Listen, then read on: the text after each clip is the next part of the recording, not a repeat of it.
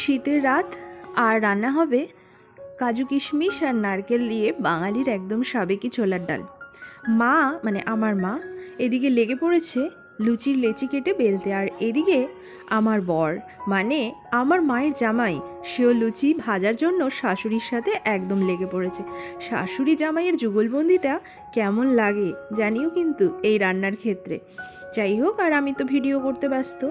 বর ভাজছে লুচি আর মা বেলে দিচ্ছে।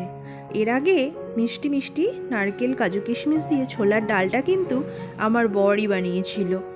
এই রাতের ডিনারটা আজকে একদম জমে যাবে, তো ভাবলাম তোমাদের সাথে শেয়ার করি ফুলকো ফুলকো লুচি আর ছোলার ডাল, আর সাথে জামাই আর শাশুড়ির এই রান্নায় যুগলবন্দি। কেমন লাগলো তোমরা জানিও কিন্তু।